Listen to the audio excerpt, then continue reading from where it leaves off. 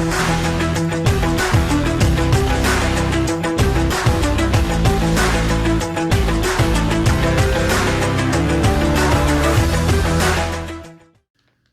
guys, Max here from Evidence-Based Football Manager. This is part 3 of my training analysis video series. Today we're going to talk about how the quality of the coaching staff at a club can affect the growth of players in Football Manager.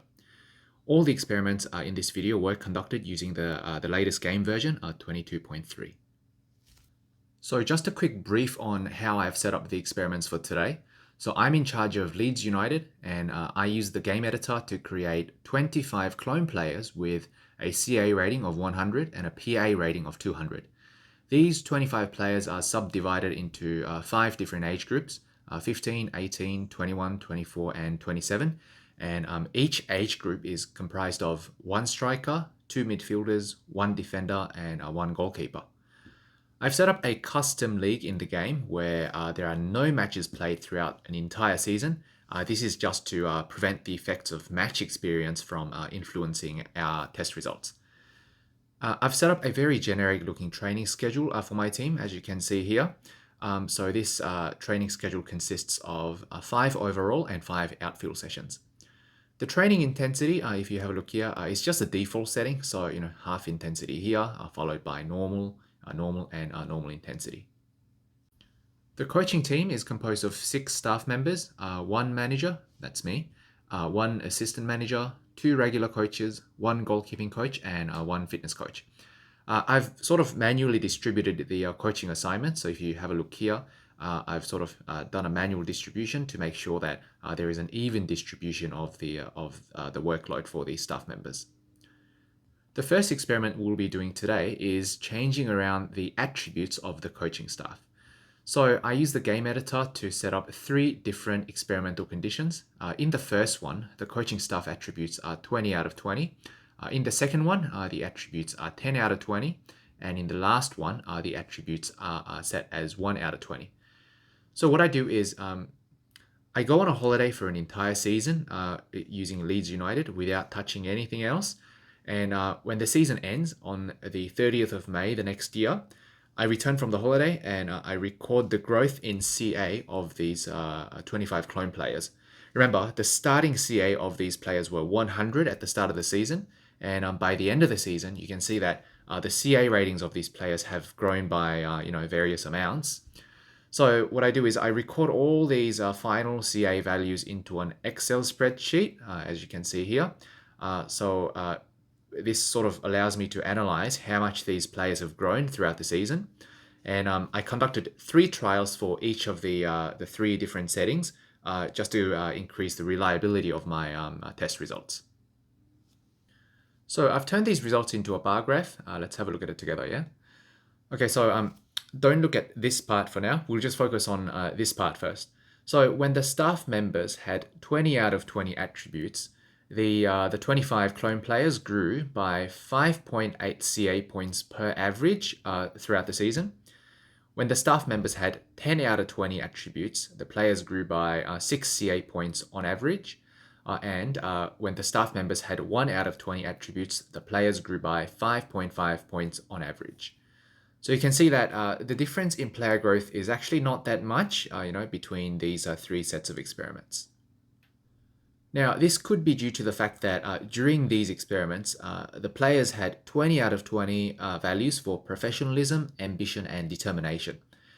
I've proven in my previous video that professionalism, ambition, and determination, or PAD for short, they are 3 player attributes that have a major influence on how players develop in response to training.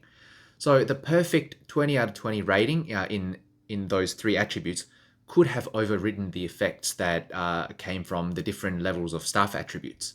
For example, right, if a young soccer player is really hardworking, very professional, very determined and all that stuff, then it doesn't really matter how smart or dumb the coaching staff are, that young player will still do very well, regardless of the quality of the coaching staff. So what I will do is I will try lowering the level of professionalism, ambition, and determination for my players. So I change those 3 ratings from 20 out of 20 to 10 out of 20. and let's see if that makes a difference.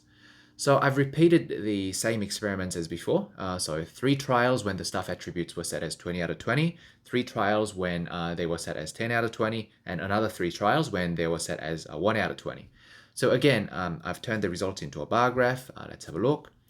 So when the staff attributes were 20 out of 20, the 25 clone players grew by 1.92 CA points on average throughout the season. When the staff attributes were 10 out of 20, they grew by 1.3 points on average. And when the staff attributes were 1 out of 20, they grew by 0.9 points on average. Okay, so here there is a bit more correlation between staff attributes and player growth, from these experiments, meaning that a player will develop faster when the coaches are better, and a player will develop slower when when the quality of the coaching staff are worse. Okay, next what I want to do is to focus specifically on the working with Youngster attribute. So according to the in-game description, working with Youngster is an attribute that can affect the growth of players aged 18 and under. So let's try finding out if that really is the case. So first I set the PAD values of the players to 20 out of 20. And then I set the staff attributes to 10 out of 20 for everything except for the working with Youngster attribute, which I will try varying between 1 out of 20 to 20 out of 20.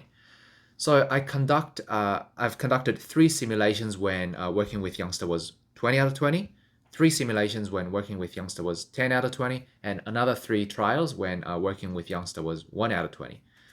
And after I do all that, I change the PAD values of the players to 10 out of 20, and then I repeat the same sets of experiments again. Okay, again, I have a bar graph here that summarizes all the test results. Let's first have a look at the results when the players had 20 out of 20 PAD values. We'll focus specifically on players aged 15 and 18 because the working with Youngster attribute is supposed to affect the growth of youngsters below the age of 18. So for players aged 15, when the working with Youngster attributes of the coaching staff were 20 out of 20, these players grew by 8.5 CA points on average. When working with Youngster was 10 out of 20, the players grew by 8.6 points. And when working with Youngster was 1 out of 20, they grew by 7.7 points. So here I think the differences in the amount of growth are negligible between these 3 testing conditions. Okay, for players aged 18, when working with Youngster was 20 out of 20, the players grew by 18 CA points on average. When working with Youngster was 10 out of 20, they grew by, again, 18 points. And when working with Youngster was 1 out of 20, they grew, again, by exactly 18 points. So for players aged 18, the working with Youngster values of the coaching staff did not influence their growth whatsoever. Now let's have a look at the results when the players had 10 PAD values. So for players aged 15, when working with Youngster values were 20 out of 20, the players grew by 2.1 CA points on average throughout the season. When working with Youngster was 10 out of 20, they grew by 1.7 points. And when working with Youngster was 1 out of 20, they grew by 1.4 points. So this time there is a bit of correlation between working with Youngster and player growth, although the absolute amount in growth is a lot smaller than before, probably because of the fact that the PAD values are a lot lower than before this time. Okay, for players aged 18, when working with Youngster was 20 out of 20, the players grew by 5.9 CA points on average. When working with Youngster was 10 out of 20, they grew by 4.7 points. And when working with Youngster was 1 out of 20, they grew by 5.1 points.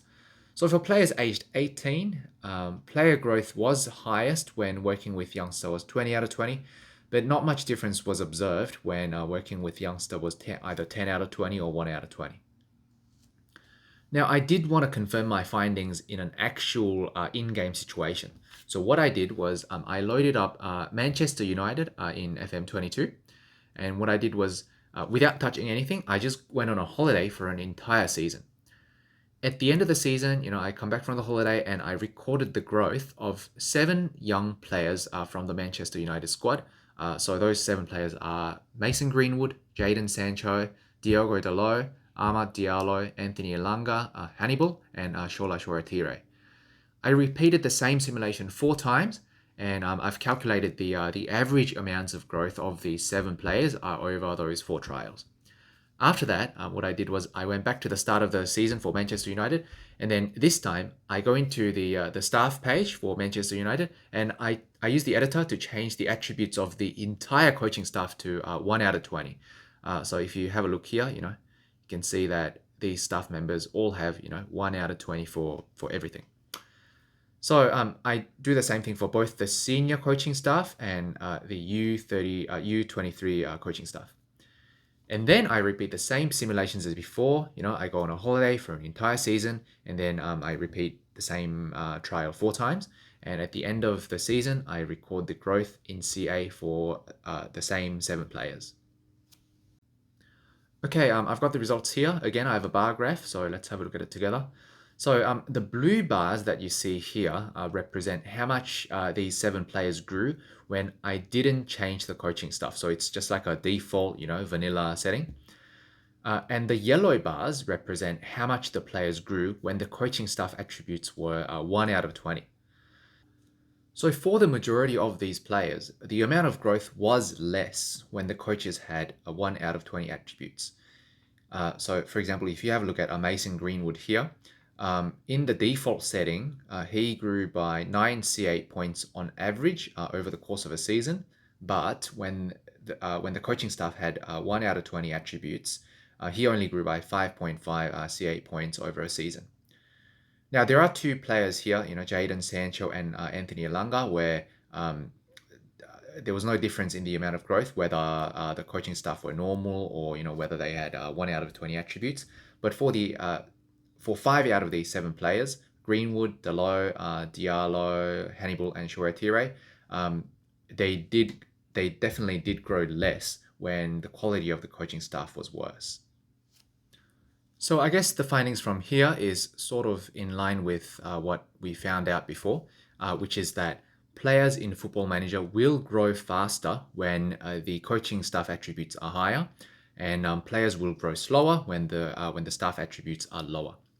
Of course, this is given that the professionalism, ambition, and determination values of the players are not that high, because if the PAD values are close to 20, then players will develop quite well regardless of the quality of the coaching staff. So there you go, guys. Staff attributes do make a difference in how fast your players develop. It's not a massive amount of difference, but I guess when you're playing Football Manager, you do want to do whatever you can do to sort of stimulate the growth of your players as much as possible. Okay, that's it for today, guys. That was part 3 of my training video series. In the next video, I'm going to talk about training intensity, and I want to find out how the different amounts of training can affect the growth of players in Football Manager. Guys, don't forget to like the video and subscribe to my channel, and I will see you guys next time.